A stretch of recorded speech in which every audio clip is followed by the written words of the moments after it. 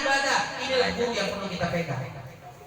Pasti. Kalau guru baru cuma bisa ngajarin ngomong sama semut, ya silakan. Kalau mau dipegang mah nggak apa-apa. Ini intinya ngomong sama semut aja sekarang. Habis ngomong sama orang juga gak didengerin, ya kesian. Ya Allah, tos edan itu zaman udah pada edan semuanya, masya Allah. Tapi memang di akhir zaman Nabi SAW udah sebutkan itu di akhir zaman ada orang ngomong teka harposnya, begitu kan? Teterangan akhir zaman ada orang ngomong nggak tahu bahasa apa, teterangan. Nabi sebutkan dalam hadis Sahih Muslim. Akhir zaman tandanya. Mudah-mudahan kita diselamatkan dari fitnah zaman. Amin ya Allah ya Rabbal. Ya udah capek ngeladeninnya juga capek. Cuman saya mau berpesan jangan sampai salah nyari guru. Alhamdulillah kita punya guru-guru yang istiqomah. Para kiai-kiai kita yang berada di jalan Allah Subhanahu wa taala kita pegang teguh.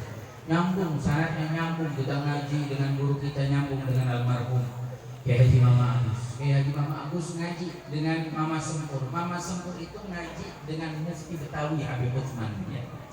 Yang sekarang orang hujat habis-habisan, ya, Habib Utsman bin Abdullah bin Agil bin Umar bin Yahya, yang kitabnya sering kita ngaji, Sifat 20, Manhajul Istiqomah. Kiai Muhyiddin Abdul Jabbar juga baca kitabnya namanya Manhajul Istiqomah.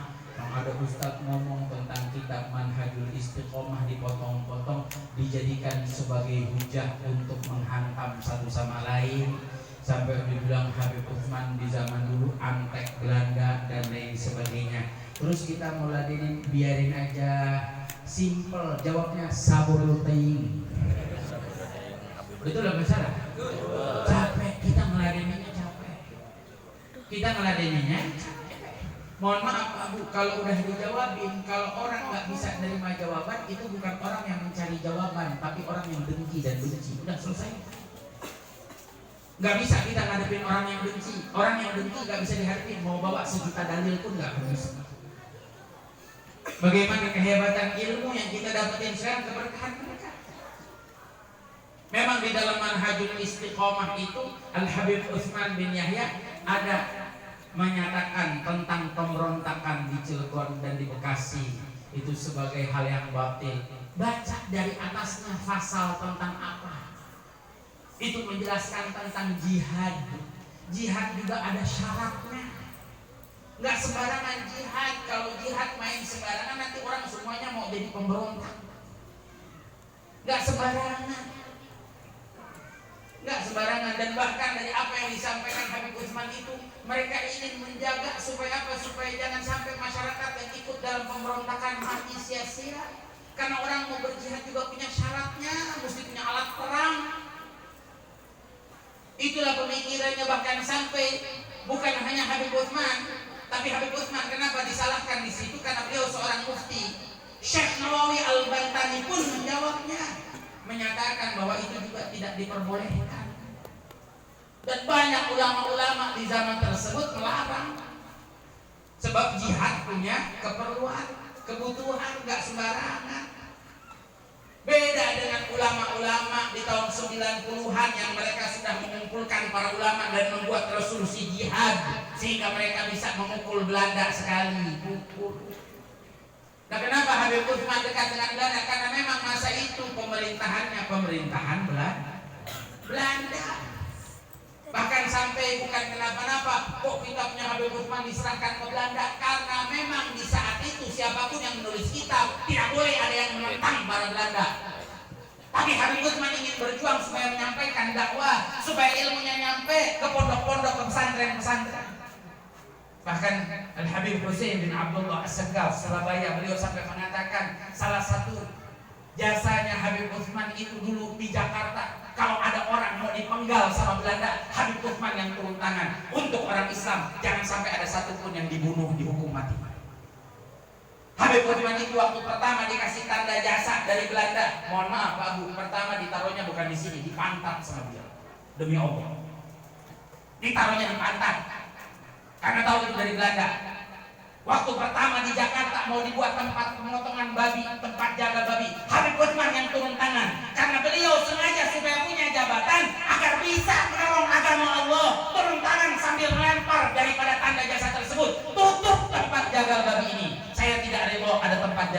kampung saya. Kalau enggak, Jakarta jadi tempat makan babi. Kalau orang sekarang makan nggak tahu, udah dekat sama ini, oh ini wah dekat sama ini sama itu, ini sama. Mereka banyak menyimpulkan seperti itu. Saya sebenarnya mah nggak pengen, cuman kita biar tahu. Nggak kepengen jawabin, nggak meladeni. Ini rekamannya juga nggak usah disebarin. Yang penting mah kita tahu bagaimana jasa beliau. Makanya kita punya barokah sampai sekarang ngajiin sifat 20.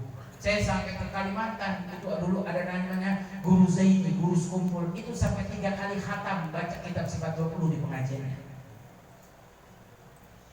Sampai kita ketemu salah satu dokter. Beliau sampai mengatakan, Habib Uthman kenapa mengarang kitab sifat 20 nggak pakai tulisan Latin, tapi kok pakai tulisan Arab Pegol? Apa alasannya? Sampai beliau jawab, dia katakan apa? Supaya Belanda nggak bisa baca. Kalau bahasa Arab mungkin Belanda bisa baca, kalau bahasa Latin bisa dibaca. Dan kenapa dikarangkan kitab sifat 20? Supaya memurnikan tauhid kita, biar kita semuanya tidak takut kepada siapapun kecuali takut kepada Allah. Karena saat itu semuanya takut sama Belanda. Saat itu semuanya takut sama Belanda. Ini dakwahnya mereka, ini siasatnya mereka. Kalau bicara dekat dengan Belanda, berapa banyak pondok-pondok pesantren dulu izinnya yang mengeluarkan Belanda. Apa mau disalahkan? Dulu ada tentara namanya Kenil, yang buat siapa? Belanda. Apa disalahkan?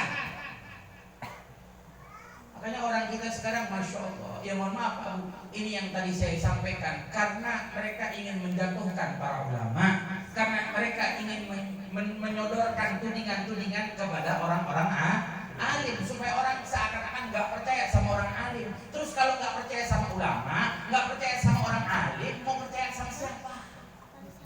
Kita mau percaya sama siapa? Sama artis. Mau percaya sama siapa? Mau kembalikan kehidupan kita sama siapa? Mau nanya sama siapa? Kalau kita punya masalah hidup, mau kembali kepada siapa? Rujukan kita siapa? Kalau bukan mereka, para alim ulama. Kalau bukan mereka, para alim ulama. Kadang mohon maaf, ada orang-orang dunia lebih ngerti dari orang-orang kita yang sengaja sampai terpengaruh. Orang-orang dunia penyanyi aja sampai dulu di Sunda ada yang nyanyi, kita supaya jangan jauh-jauh dari ulama nyanyian. Walaupun saya nggak hafal nyanyiannya, jangan sampai jauh dari kiai, jangan sampai jauh dari ulama. Ya ada nyanyian begitu, walaupun saya nggak hafal bahasa Sunda. Saya makan cuma bahasa Sunda bisanya 3 kosakata doang. Hardolin, dan Harmodolin, Harmoko. Saya biar gini-gini juga punya darah Sunda, Pak Bu. Ibu saya orang Bogor. Cuman saya nggak bisa bahasa Sunda, baru sakedik. Ya, setik. Ya, alhamdulillah. Hebatnya Habib Uthman, cintanya Habib Uthman. Saya ngomong sini. Tadinya saya mau bawain kitabnya. Habib Uthman itu punya kitab namanya Kamus Arab Melayu Sunda. Apa kurang cintanya? Arab Melayu Sunda, nggak ada Arab Melayu Belanda. Makanya saya bingung. Itu Habib Uthman sampai di Muslim kitab-kitab itu dicolong, dibawa ke Belanda. Kalau Habib Uthman itu antek Belanda, kenapa kitabnya dibawa kabur ke Belanda? Karena orang-orang Belanda belum takut sama ahli-ahli ilmu. Mereka takut, mereka khawatir, dipantau. Ya berapa banyak ulama-ulama kita dulu ngajar aja dipantau. Dulu zaman PKI bagaimana ngajar dipantau, diikutin. Dan itu terjadi nyata. Sekarang kita dimusuhin, kiai dimusuhin, habaib dimusuhin, dicaci maki, dihina, dijelekkan. Masya Allah. Kesian kadang saya kalau melihat kiai-kiai di pondok-pondok, mereka berjuang. Ada ustadz-ustadz buat pondoknya, buat makan santrinya aja sampai ngutang-ngutang. Demi Allah, mereka tuh ustadz-ustadz, kiai-kiai berapa banyak di pondok-pondok buat santrinya makan aja, mereka sampai ngutang, minjem uang. Udahan jadi bahan omongan, jadi cacian, jadi makian, jadi hinaan. Makanya banyak orang sekarang hidupnya kurang keberkahan. Sama kiai sama ulama aja masya Allah dimusuhin, bukannya dicintai, bukannya didukung, bukan dibantu. Tapi itu mah bukan di Purwakarta, insya Allah di Purwakarta semua cinta sama ulama. Amin. Baik sama ulama, tetap insya Allah menjadikan rujukan kita para ulama. Kita beruntung, mudah-mudahan Allah panjangkan umur guru-guru kita semua, para kiai kita, para ulama kita. Amin ya Allah ya Rabbal alamin. Makanya saya pesan, jangan sampai kita terpengaruh. Jangan sampai kita terpengaruh. Kalau urusan para habaib, nasabnya bersambung kepada Nabi sudah dijawab. Mau dengan apa? Ilmiahnya sudah dijawab. Mau dengan apa? Tes DNA-nya. Tes DNA-nya itu yang buat siapa? Sekarang kamu harus tes DNA. Memang tes DNA bisa ngejamin. Yang lagi saya bingung, siapa yang udah gali makam Rasulullah ngambil DNA Rasulullah? Nah, saya lagi bingung ya. Kan katanya ngambil DNA sampai Rasulullah. Dari mana? Bukan hanya itu saja, tes DNA ini yang buat orang-orang Yahudi, Pak. Dan itu sengaja yang buat artikel-artikelnya mereka orang-orang dari golongan-golongan Syiah yang sengaja. Bahkan yang buatnya orang Yahudi. Mau tes DNA, jangan tes DNA sampai ke Rasulullah. Kelima aja udah putus, bisa berubah. Dan itu yang bilang yang teriak-teriak tes DNA. Mereka yang bilang, kalau kita bicara tes DNA sampai ke Rasulullah, gimana? 38, 34, bingung. Kelima aja sudah pada berubah DNA-nya. Udah bercampur darahnya, yang satu makan Kentucky, yang satu makan ayam goreng, yang satu makan apa, berubah semuanya. Ya. Apalagi mau ditanyakan lagi tentang makam Sayyidina Ubaidillah bin Ahmad, ada makamnya. Ada makamnya. Yang saya bingung mah, masya Allah, ada orang bukan tuan rumah belum pernah ke sana ngomongin. Ada Sayyidina Ubaidillah bin Ahmad seakan-akan udah pergi ke Hadramut. Kayak orang Ciamis ngomong di sini nggak ada makamnya Mama Agus. Seakan-akan tinggal di Ciamis, padahal mah tinggalnya di Banten. Benar apa salah saya ngomong ini? Ini contoh. Saya mengajak biar kita berpikir, jadi kita jangan salah paham. Kita kadang-kadang mudah terpengaruh. Yang tahu isi rumah ya tuan rumah. Yang bukan tuan rumah nggak tahu isi rumahnya. Saya nggak tahu isi rumah bapak, bapak nggak tahu isi rumah saya. Terus seakan-akan bapak tahu isi rumah saya. Oh, isi rumahnya Habib ini. Isi rumahnya Ustadz ini. Sok tahu. Inilah nyata. Apa? Tulisan artikel yang dijadikan sebagai tesis itu ngambil dari Google. Google Pak Bu, itu tulisannya salah satu syekhnya Wahabi. Kalau saya sebutin namanya, ada namanya, nggak usah disebutin. Kita sensor aja namanya. Apa yang kurang? Tapi saya sampaikan, mohon maaf. Apa yang dibawa oleh para kiai, apa yang dibawa oleh para habaib, tetap kita akan berusaha terus menyampaikannya. Walaupun orang tidak percaya, karena bukan tugas kita menjadikan orang percaya dengan para habaib. Itu tugas kalian, mau percaya atau tidak percaya. Tapi tugas kita, bagaimana caranya kita mengajak orang ke jalan Allah. Ini tugasnya para ustaz, ini tugasnya para kiai. Bukan tugas kita untuk menyampaikan, ayo percaya Habib ini, ayo percaya ini keturunan Nabi. Bukan tugasnya. Tugas kita, ayo kita perbaiki diri kita. Kita benarkan jalan kita. Kita perbagus kehidupan kita. Bagaimana kita menjadi hamba yang taat ibadah kepada Allah. Ini tugasnya dakwah. Dan insya Allah dakwah gak akan berhenti. Gak akan berhenti. Siapa? Habaib dicaci maki, habaib dihujat, kiai dicaci maki, kiai dihujat. Demi Allah, pengajiannya bakal lebih ramai dari sebelumnya. Acara-acaranya akan lebih makmur daripada sebelumnya. Nyata, insya Allah. Karena memang ini ujiannya ulama, ujiannya kiai, ujiannya para habaib. Biar apa? Biar diangkat derajatnya di sisi Allah Ta'ala. Jadi jangan takut, jangan bimbang. Karena yang dibawa oleh mereka ajaran yang murni, ajaran yang tulus. Nggak ada tujuan dunia, nggak ada. Nggak mengharap kalau ada pemilihan calon wali kota dipilih jadi wali kota. Nggak ada, kiai ulama nggak ada. Atau mengharap dipilih supaya duduk nanti di sana, nggak ada. Kita semua berharap supaya supaya kita nanti meninggal dunia dan Allah ridho kepada kita. Itu tujuan kita. Nggak berharap dari dunia demi Allah. Kalau kata ibu saya orang Sunda.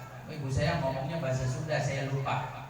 Kata ibu saya, mau percaya nggak bikin kaya, nggak percaya terbikin miskin. Begitu aja. Benar nggak? Betul apa salah? Makanya saya ajak, ayo kita perbaiki hidup kita perbaiki jalan hidup kita. Insya Allah Allah Subhanahu Wa Taala memilih kita menjadi pecinta bukan pembenci. Biar kita cinta kepada setiap orang, apalagi kepada orang soleh, orang yang taat beribadah kepada Allah Subhanahu Wa Taala. Amin ya robbal. Terakhir saya pesan satu hadis Nabi. Nabi Sallallahu Alaihi Wasallam bersabda dalam hadis Sahih Muslim. Kata Nabi Sallallahu Alaihi Wasallam, "Man ahabba an yuzahzaha 'anil nar wa yudkhala al-jannah, falta'tihi maniyatu wa huwa yu'min billahi wal yawmil akhir. Wal ya'tihi ila an-nas alladhi yuhibbu an yu'ta ilayhi." Nabi Sallallahu Alaihi Wasallam bilang, siapa orang yang senang, yang hayang, hoyong ya, hayang atau hoyong? Ya, sarwa kene. Siapa yang kepengen, siapa yang senang, siapa yang mau dijauhkan dari api neraka, wa yudkhalal jannah, dan dimasukkan ke dalam surga, falta'tihi maniyatuhu wa huwa yu'minu billahi wal yawmil akhir. Maka datangkan kematiannya dan dia dalam keadaan beriman kepada Allah dan hari kiamat. Apa artinya datang kematian? Artinya berusaha, berupaya untuk selalu menjaga keimanan agar nanti pada saatnya kematian kita tetap dalam keadaan beriman. Ini yang paling penting. Karena Allah menyatakan, ya ayyuhalladzina amanu taqullaha haqqa tuqatih wa la tamutunna illa wa antum muslimun. Janganlah kamu mati kecuali dalam Islam. Ini yang pertama. Mari kita sama-sama jaga iman kita. Amin. Bagaimana jaga iman? Duduk sama kiai, duduk sama ulama, duduk di majelis mengaji, berzikir, hidupkan masjid-masjid kita. Kalau saya boleh nyaranin, ramein. Di sini banyak asatidzah, banyak ustaz-ustaz. Mungkin ada ustaz-ustaz belum punya pondok. Ayo ramaikan masjid kita. Buat habis maghrib sampai isya, biar orang-orang pada mengaji Quran. Anak-anak kita rangkul. Mereka yang belum bisa ngaji, bagaimana caranya supaya bisa ngaji? Jangan sampai terlepas mereka jauh dari Allah Ta'ala. Ini tugas kita berat. Ajak. Biar mereka semuanya ditanamkan keimanan yang kuat kepada Allah Ta'ala. Kita juga terutama. Jadi jalanin hidup kita, ayo. Yang semua punya aktivitas, jadikan aktivitas kita dalam keridhaan Allah, dalam taat ibadah pada Allah. Jangan tinggalkan sholat 5 waktu. Jangan sia-siakan hari kita tanpa membaca Al-Quran. Jangan sia-siakan waktu-waktu kita tanpa mau duduk dengan orang-orang soleh di majelis orang soleh. Jangan jadikan hidup kita tidak mau melakukan kebaikan. Karena apa? Kata Nabi SAW, siapa yang mau diselamatkan dari api neraka dan dimasukkan ke dalam surga, maka jadikanlah kematiannya dan dia dalam keadaan beriman kepada Allah dan hari kiamat. Wal ya'tihi ilan nas, dan dia memperlakukan manusia sebagaimana dia senang diperlakukan kepadanya. Kita berbuat baik sama orang sebagaimana kita senang orang berbuat baik sama kita.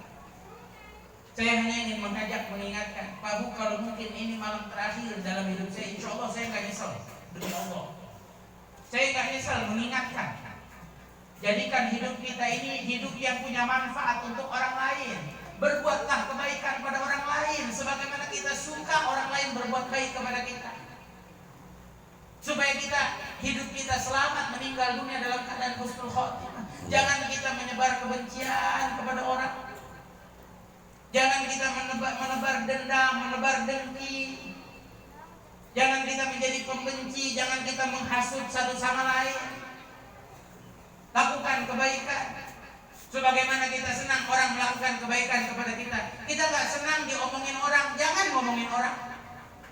Kita gak suka dihina orang, jangan menghina orang. Kita gak suka dicaci maki orang, jangan pernah mencaci maki orang. Jadilah kita orang yang berperilaku baik. Walaupun orang-orang tidak baik kepada kita. Mohon maaf, walaupun orang tidak membalas kebaikan kita, biarkan. Dalam kehidupan berumah tangga suami dan istri berlaku baik. Kita guru sama murid terus berlaku baik. Walaupun nakal, walaupun bandel. Kita berusaha supaya apa? Supaya santri itu, mereka yang walaupun datang bandel, keluar menjadi orang yang soleh. Itu yang kita harapkan. Saya Pak Guru punya santri di pondok saya luar biasa, hebat. Itu sampai santri saya, masya Allah, apaan yang nggak rusak, nggak hancur. Pintu kamar mandi satu pun nggak ada yang benar. Itu sampai saya pasangin CCTV, Pak Bu, itu CCTV-nya dimainin sama dia sampai patah motor. Sampai tutup toren aja hilang. Apa kurangnya santri saya? Kalau santrinya Ustaz Haji Mamang nggak ada yang begitu ya, bager-bager semuanya. Amin. Kalau nggak ada yang bager, jewer-jewerin aja. Santri saya luar biasa, Pak Bu. Tapi nggak pernah ada satupun santri saya boleh tanya pernah dapetin pukulan jeweran dari saya, belum pernah. Nakalnya luar biasa, karena saya berharap, nggak pernah putus asa, berharap mereka walaupun ngasutnya nakal biar keluar jadi orang soleh, biar keluar jadi ulama. Karena kita menaruh harapan kepada mereka yang bakal jadi penerus perjuangan dakwah Rasulullah. Kalau kita mau bakal mati, ada waktunya. Kita semua bakal berpulang kepada Allah Subhanahu wa taala, ada waktunya. Mereka yang bakal jadi penerus-penerus. Luar biasa nakalnya. Orang tua yang anaknya walaupun nakal, jangan berhenti, tetap lakuin kebaikan. Kita nggak tahu, mungkin nggak yang sekarang nasihat kita diterima, kebaikan kita diterima, mungkin yang nanti. Berapa banyak anak dikasih tahu sama orang tuanya, masya Allah, dinasihatin, luar biasa. Dari kecil nggak pernah dengar. Ada anak yang sudah dewasa bilang, ya Allah, saya punya orang tua udah meninggal, nyesel saya nggak dengerin omongan orang tua saya. Kata temannya, emangnya orang tuanya ngomong apa? Itulah saya gak dengerin, jadi saya gak tahu mana omongannya. Tapi subhanallah Pak Bu, ada ibu-ibu 13 tahun lalu ketemu saya, kurang lebih tahun 2017 ya. Ketemu saya bilang 2018, Bib, doain anak saya nakal, bandel, bangor anak saya. Saya bilang ibu, doa ibu dijabah oleh Allah, ibu doa buat anaknya. Jangan putus asa, nasihatin, ingetin, kasih tahu, beri kebaikan. Jangan beri kasih. Punya anak 5, yang 1 bangor gak disayang, yang 4 disayang. Ini namanya pilih kasih. Biarpun bangor tetap harus kita sayang. Berilah kasih sayang yang tulus. Insya Allah, Allah yang berubah hati manusia. Kemarin Pak Bu, berapa bulan yang lalu si ibu senyum ketemu sama saya, alhamdulillah Habib, anak saya bager, anak saya udah nikah, udah punya anak saya punya rumah sendiri, anak saya punya kendaraan sendiri. Saya cuma jawab satu, apa berkah ibu gak pernah putus asa. Makanya saya mau ajak, ayo lakuin kebaikan. Demi Allah Pak Bu, saya cinta sama mereka yang walaupun menghujat, walaupun nyaci maki, cinta kita. Mereka yang walaupun ngatain para habaib, boleh tanya habaibnya cinta. Mereka yang walaupun ngatain kiai-kiainya pasti pada cinta. Kalau ketemu mah sayang, kalau ketemu mah cinta. Pasti gak akan berubah, walaupun dihina, walaupun dicaci maki, walaupun kakek kita dikata-katain, walaupun kakek kita dihujat, walaupun kakek kita dicaci maki. Dan demi Allah saya sampaikan, saya jumpa dengan orang-orang yang walaupun menghujat saya punya kakek, saya cium tangan dia. Tanda apa? Hormat kita. Karena kita gak berharap kita mendapatkan balasan baikan dari makhluk, tapi kita berharap mendapatkan balasan baikan dari Allah. Makanya pesan saya, ayo lakukan kebaikan sekecil apapun. Kita tidak pernah tahu kebaikan apa yang bawa kita masuk ke dalam surga. Lakukan kebaikan tanpa mengharapkan balasan kebaikan dari makhluk, harapkan balasan dari Allah. Andai kita melakukan kebaikan semua di atas muka bumi, tidak ada satu orang pun yang membalas kebaikan kita, jangan pernah putus asa, karena pastikan hati kita ada Allah yang akan membalas kebaikan kita. Sudah pasti. Suami yang baik sama istri, kalau hanya karena istri bukan karena Allah, pasti kecewa. Istri yang baik sama suami, kalau bukan karena Allah, karena suami, kecewa. Tapi kalau kita melakukan kebaikan karena Allah, walaupun kita tidak mendapatkan balasan kebaikan, kita tidak akan kecewa. Guru yang berbuat baik kepada muridnya, kalau berbuat baik kepada muridnya saja pasti kecewa kalau muridnya kurang ajar dengan gurunya. Tapi mereka para guru berbuat baik karena Allah, mengajarkan, mendidik. Berharap apa? Mengharap balasan dari Allah. Mudah-mudahan Allah yang balas pembalasan yang terbaik buat kita. Mudah-mudahan kita semua dijaga oleh Allah. Guru-guru kita, para ulama kita dilindungi oleh Allah, dipanjangkan umurnya oleh Allah Subhanahu wa taala, dijaga oleh Allah, dijauhi dari segala keburukan. Kita minta pada Allah Subhanahu wa taala, barokah haul Mama Agus yang hadir di sini, yang punya hajat tidak keluar dari sini kecuali Allah kabulkan hajatnya. Yang punya masalah, ya Allah barokah haul, diangkat semua masalahnya, diberi jalan keluar masalahnya. Yang rezekinya sempit, ya Allah barokah haul, Allah luaskan rezeki kita. Kalau ada di antara kita yang hadir sakit ke sini atau keluarga kita yang sedang sakit, mudah-mudahan barokah haul, barokah orang soleh, Allah angkat penyakit kita dan keluarga kita. Allah hadiahnya, dan kita niatkan khusus untuk almarhum Mama Agus Zainal Abidin, Allah yataghashahu birrahmah wal maghfirah wa yusqil jannah wa yarfa' darajatihi wa yu'li darajatihi wa yanfa'una bi asrarihi wa anwarihi wa ulumihi wa barakatihi fi dini wa dunya wal akhirah wa ila hadratin Nabi Muhammad sallallahu alaihi wasallam. Sirril Fatihah.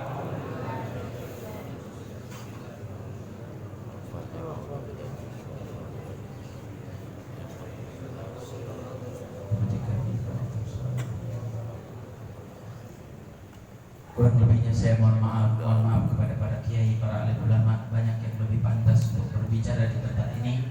Namun Muhammad Fakir Ajiz Nakum Himmetri hadir maqam bila imtithal amr, saya ini sebenarnya nggak pantas berdiri di sini kecuali karena memenuhi perintah daripada Sahibul Bait, Tawakkal Haji Mamang, mudah-mudahan Allah kasih banyak umur sehat afiat. Dan terakhir, boleh nggak saya pribadi mau minta doa dari Haji Mamang yang baru pulang pergi haji. Itu orang baru pulang pergi haji, doanya 40 hari diijabah oleh Allah. Kita masukin doa kita semua biar insya Allah keluar dari sini, ya Allah hajat-hajat kita diijabah oleh Allah. Ada yang kepengen punya keturunan, mudah-mudahan dikasih keturunan. Ada yang pengen nikah, mudah-mudahan dikasih pasangan yang soleh-soleha, amin ya rabbal alamin. Insya Allah nanti kita minta sama Haji Mamang. Ini permintaan dari saya mewakili jamaah semua yang hadir. Soalnya saya tadi nggak kedapatan Fatihahnya. Kalau jamaah mah udah pada dapat, saya tadi di belakang nggak ada Fatihahnya. Saya mau minta Fatihah langsung dari beliau. Ini saja hadam ini wa Assalamualaikum warahmatullahi wabarakatuh.